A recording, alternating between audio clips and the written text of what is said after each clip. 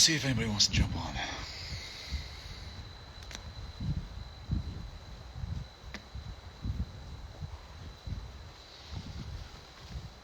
Oh, it's kind of windy. Hugh, what's going on, man? Weekly, RC, what's going down? Look, I'm not smoking a Padron tonight. Big man, shout.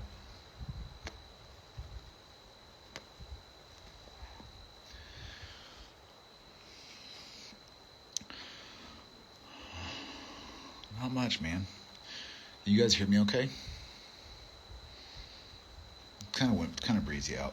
It's gorgeous, but it's breezy. So I'll start bullshitting. We'll see who sticks around, who shows up. Good. So old Clark Shooter from Tier 1, he was posted pictures of his ghillie suit, and haven't done one of these in a while, and figured I would talk. Yeah, frogs are in the back. I figured I would talk Fieldcraft and stalking a little bit. Now, disclaimer, this might seem a little disjointed. I've got a couple notes, but this is stuff that we covered in literally this was like a 3 or 4 week course. And so bear with me. I'm just going to cover some high points. So for those of you who are late to the ball game, jumping on, just found our page, whatever it may be. I used to work at a Starbucks, and I stayed at a Holiday Inn Express last night. And so I'm going to talk to you guys like I know what I'm talking about. No, for real, I was a sniper for a long time. Ended up running the course for a little bit. And so I have my fair share of time sitting in a truck looking for little junior stalkers. And so these are some things that guys have issues with. And so I will share those with you. I think media, not social media, movies, TV shows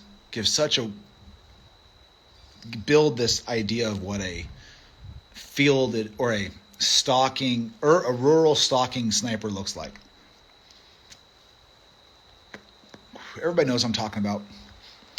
Ghillie hood, ghillie shawl, cape, shirt, pants, painted face, jute hanging down that's 3 feet long, nylon everywhere, holding a gun that's covered in jute, covered in nylon, and really that's not a very good ghillie suit. And so we'll start from the sniper himself, or the designated marksman, or person who's hunting, whatever. Use as you will. One, a full ghillie is really specific in its use. And the reason why people wear full ghillies usually is because they are in an area that's really grass heavy or has very low veg. And so you have to be able to veg up your entire body. What we found, and what a lot of guys end up doing, is they realize that they wear this big, heavy, full ghillie and they never use it. And depending on where you're at, you can get away with stuff like a ghillie cape or a ghillie shawl or even a ghillie hat and still accomplish what you're looking to do if you understand the techniques and basics of what makes a good stalker.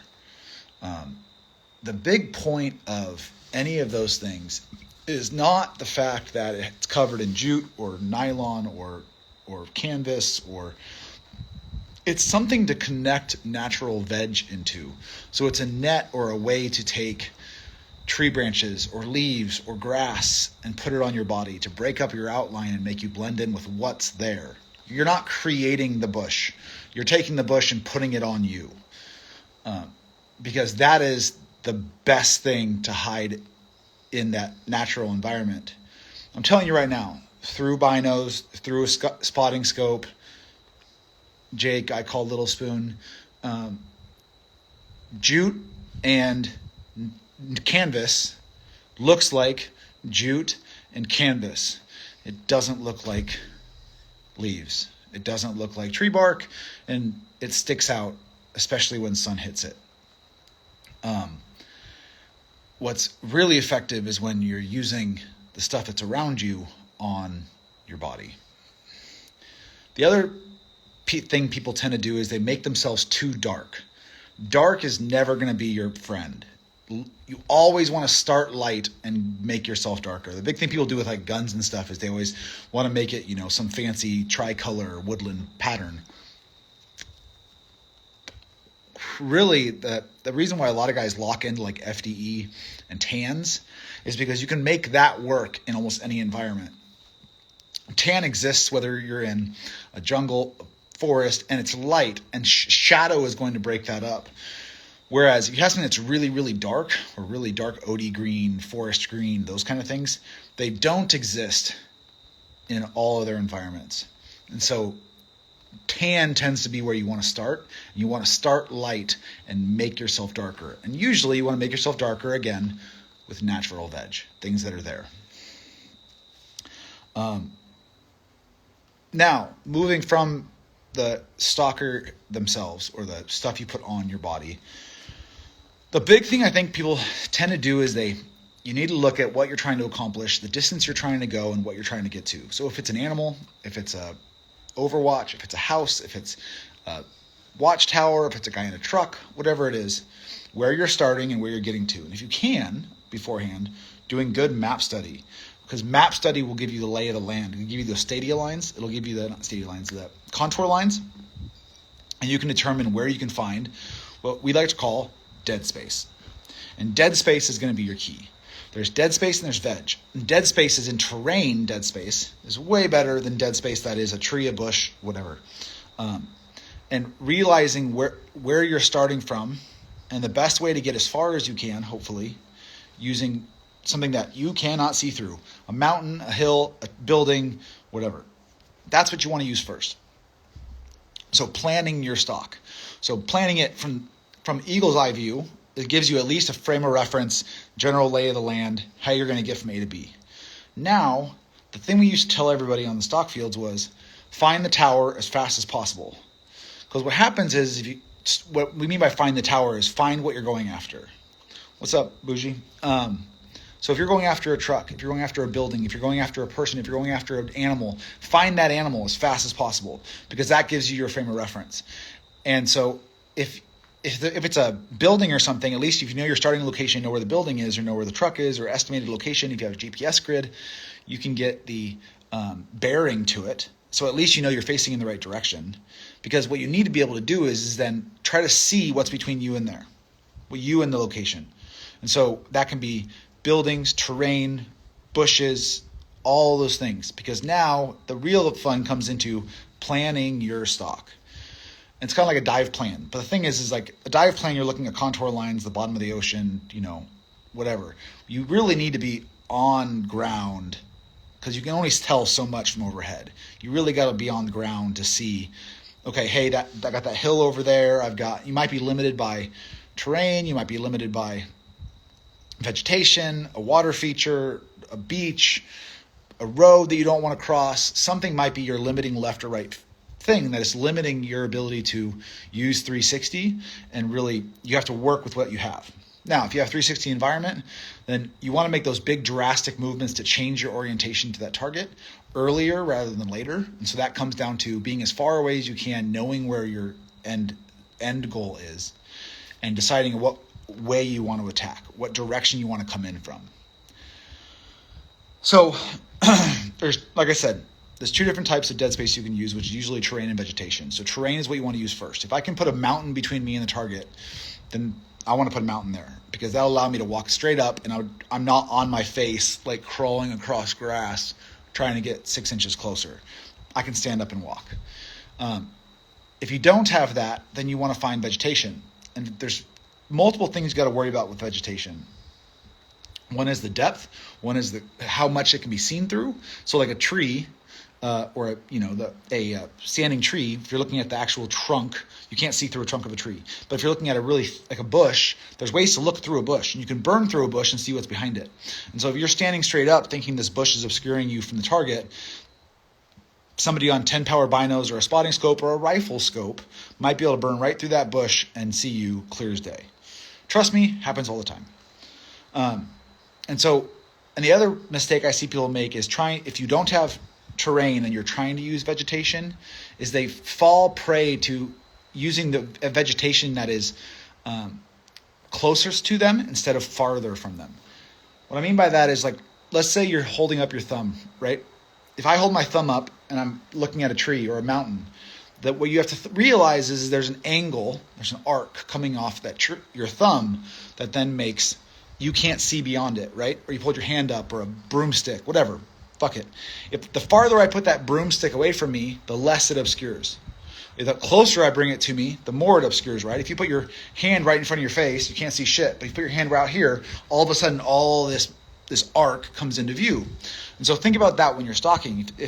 Who you're looking at, if you put a tree that's 25 feet in front of them, between you and them, not you, you can stand up and you can basically get almost 35 feet or 40 feet away from them before, depending on the width of the tree, you might become visible.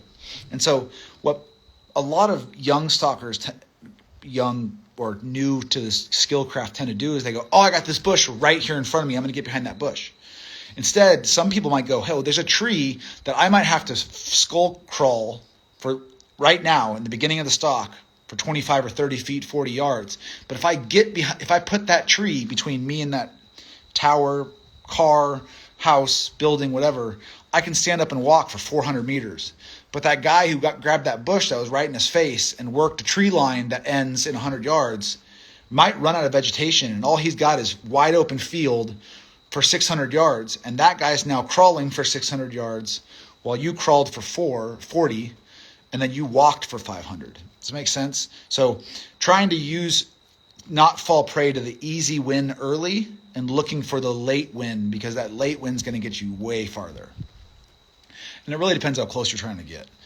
Obviously, in the schoolhouse, we set the distance range they have to be, both close, and they can't go any farther than, they can't be any closer than. So we give them a range. And then we also give them left and right limits, so because you want to take away any advantage they have of being, sneaky. And we know they're coming. So,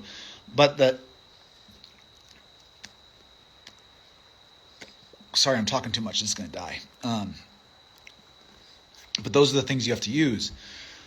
So planning your stalk. So now when you're using vegetation, there's other things you have to worry about. One is shadow and one is depth. Depth is a really good one to play. What I mean by that is, like, if you have a bush and you're trying to put it between you and somebody else, do you have to be right on the back of the bush?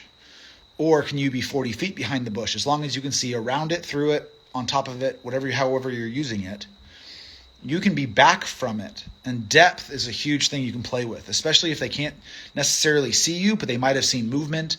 They might have seen a slight change in color behind if you're sitting bored and you're staring at a bush and there's the same light hole in this bush, and all of a sudden that light hole in the bush goes dark, that's an indicator.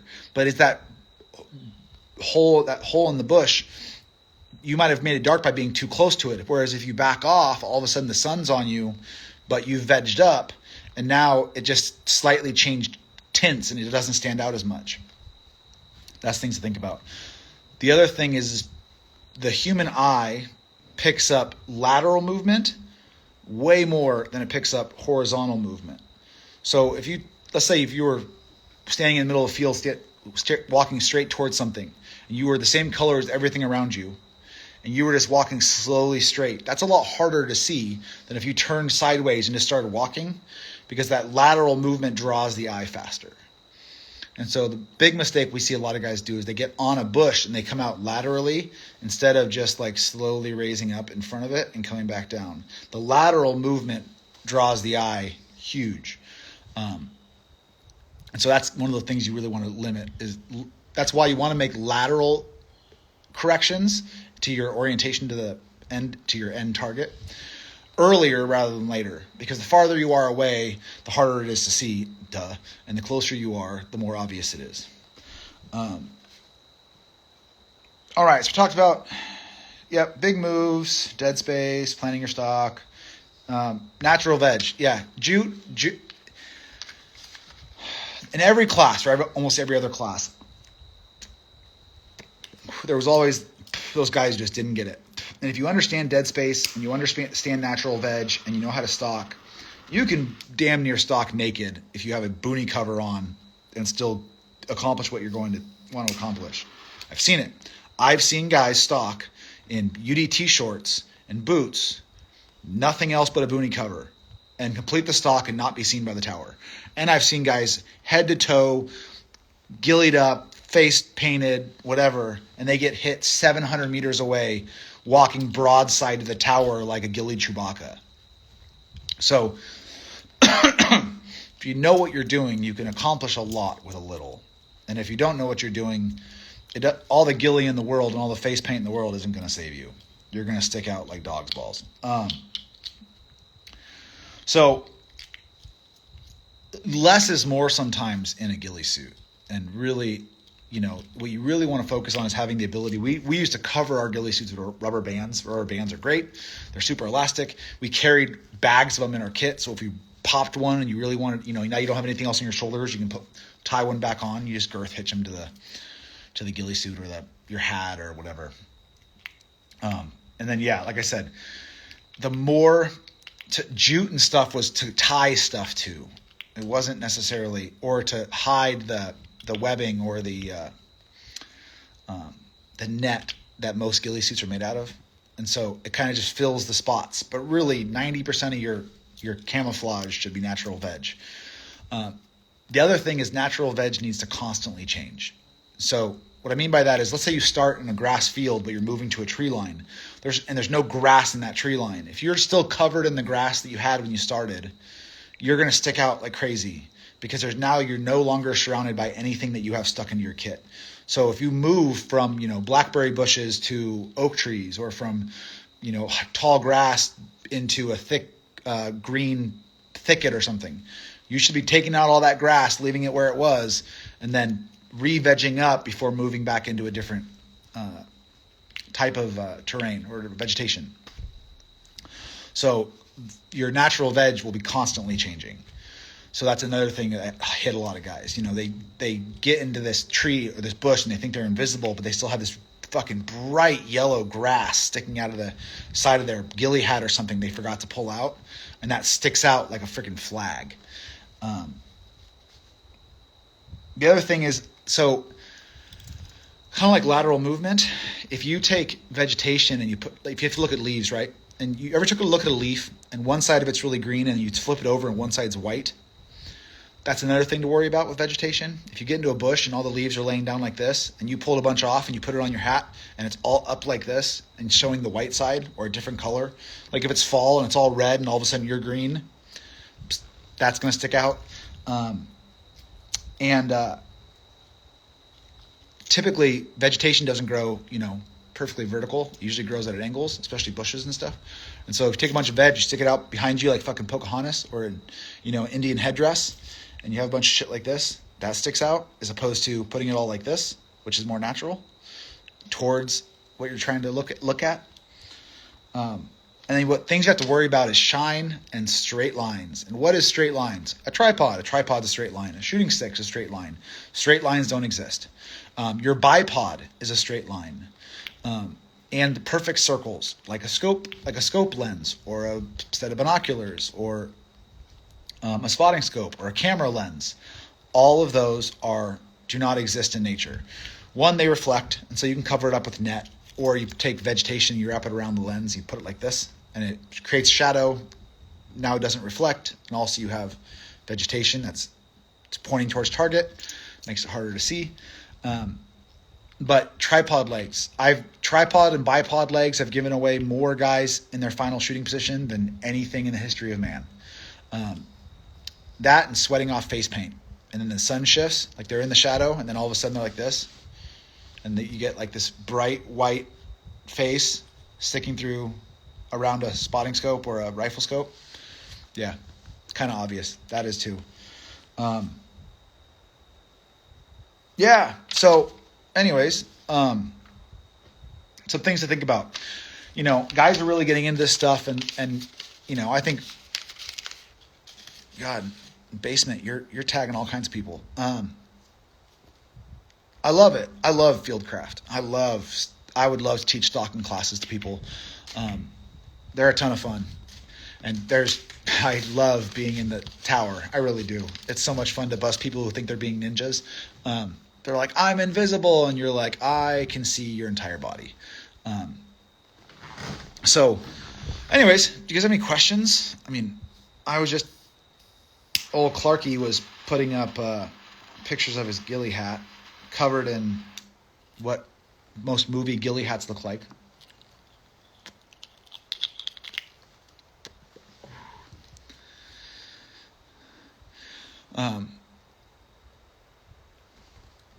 So Fieldcraft's fun. And the thing is, it's really hard to explain, right? I'm not sitting in a field. I can't show you guys. I can't peek around a bush. If you guys were to come to a class, like, you're giving away. He asked me what I'm smoking. That's backwards. It's a Maduro 601 made by, I don't know who makes this. Reserva Limitada. It's good. It's Maduro. I'm not giving away anything. This is all found online. You really need to take a class if you really want to dig into this stuff, or fucking play hide and seek with your kids. I mean, seriously. Patterning rifle colors. What do you think about scrim? Perfect. Thank you. You guys give all kinds of questions. Burlap on helmet covers. I think that stuff, the helmet cover is more like, it's making a modular system out of a helmet. Stocking in a helmet would be interesting. Never had to do that. And really, even overseas, if we needed to do some kind of stalking or final firing position or special reconnaissance or whatever, not gonna lie, guys usually, you're trying to be sneaky, and guys usually either put their helmets in a backpack or wore something else. Patterning rifle colors. So I'm telling you right now, guys love to paint rifles. More power to you. It's your rifle, and you're not operating typically. And even like SWAT cops and stuff, they're painting it because they think they need to. Dude, if you're sitting in a van, urban, whatever, all you're really trying to do is take the shine off. The thing that gives away a lot of that stuff, like when people spray paint kit, like especially guys like, for our old kit, all we were really doing is trying to take the shine off of like buckles, like the plastic clips. You're just trying to take the shine off of all that stuff. Or brand new nylon. You know how it's like kind of shiny? All we would do is just take like tan spray paint, and we would just dust it just to make it look dirty, and it would just take that shine off, because now, you don't look like you're a big shiny brand new set of kit walking around. No, and see, leaf it comes down to like that natural veg, right? So if you're walking around in a bunch of pine trees and now you have oak leaf pattern all over your kit, you're going to stick out. It's not a natural pattern for the area you're in. And so that's why I tell guys all the time, you just want to play with shadows more than you want to play with like specific patterns with hard edges. Hard edges are not going to be your friend. They're not. You're just trying to break up the outline of what, a rifle looks like a rifle. So if you can break up the pattern of the rifle and make the rifle blend into the shadows more, and so it's not a big black gun walking through a green or tan or whatever vegetation, then that's going to be what helps you. As far as like, having digital camo or, mossy oak or whatever, I mean, dude, tiger stripe, none of that stuff's any more advantageous than anything else. It was just so people could put it on camis, because you couldn't be like, hey, give me camo tie-dye.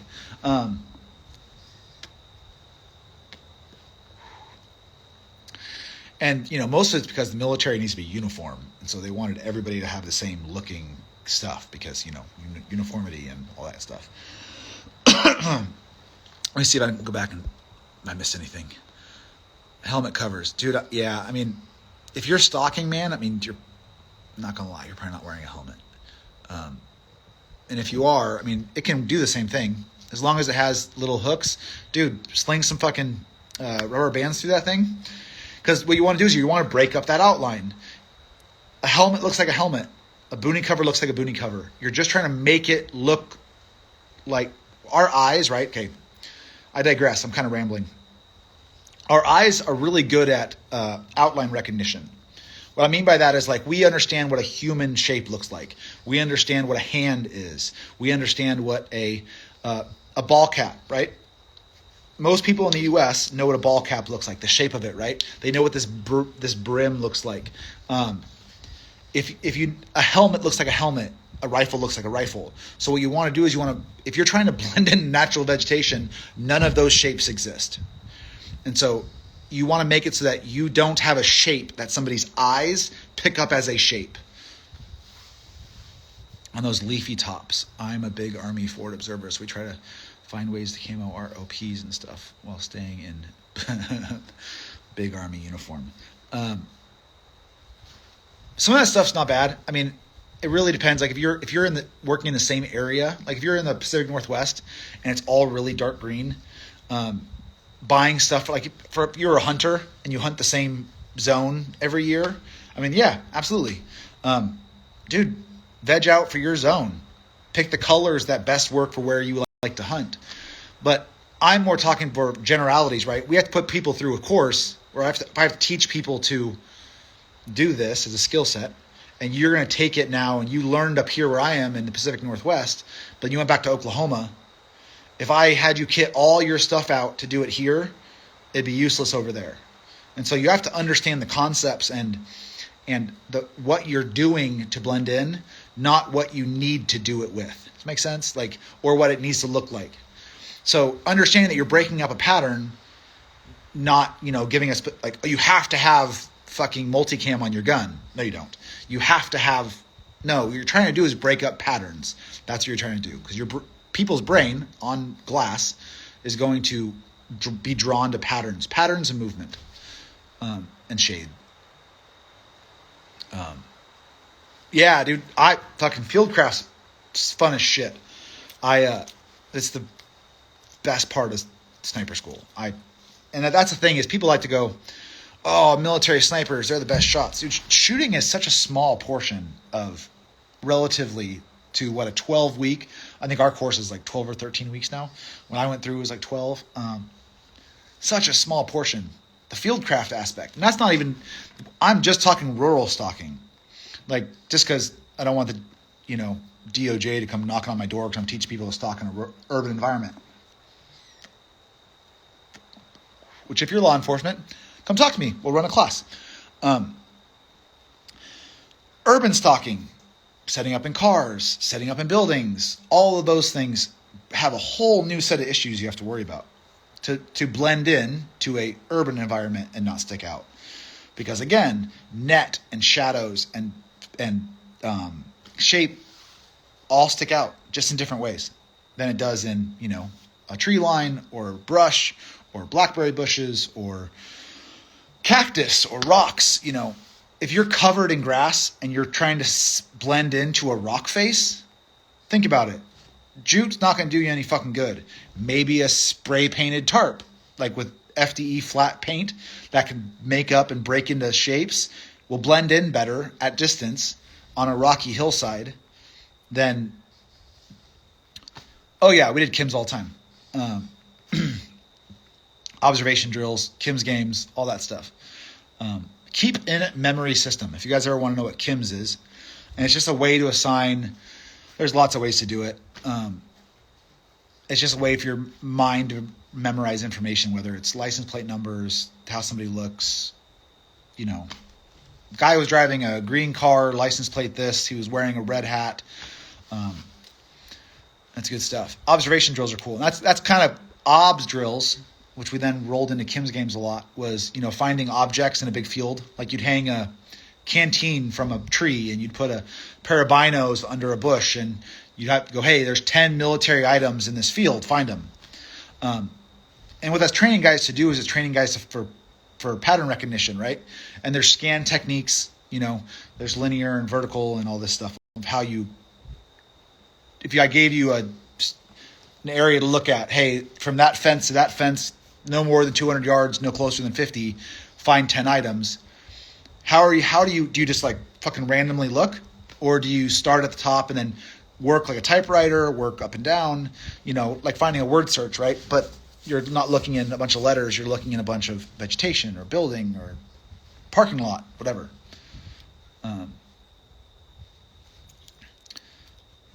Yeah, there you go. Good shit. But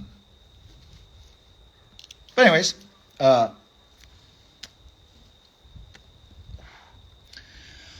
oh, fuck it. We're on here. There's a few of you. Vegging up your rifle. There's also a couple other things you guys need to worry about.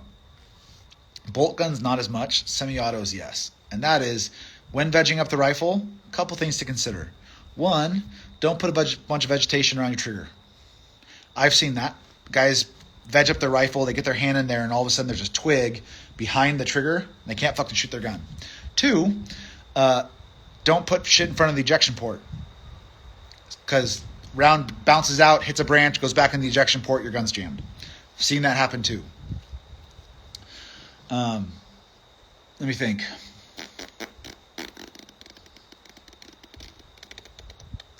Yeah, skin. People will really paint up their face. They don't paint up their neck. Or they paint up their face. They don't paint up their ears or the back of their neck. And now they turn their head and all of a sudden this all shows up. And it's like, boing, and it's bright as shit. What else?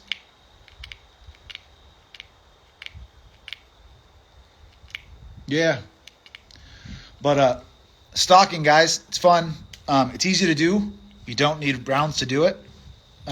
If you got a bunch of buddies, you got a buddy with a bunch of property, that would be a fun afternoon. Stalking can really suck, and it takes a long time. But if you got 1,000-yard field to play with, you don't got to go ask your buddy if you can shoot guns on it. You park a truck at one side with 3 people in the back of the truck. You put a bunch of buddies on the other side, and you go, hey, try to get as close as you can without being seen. That might be a good time. And might let you play sniper for a little bit.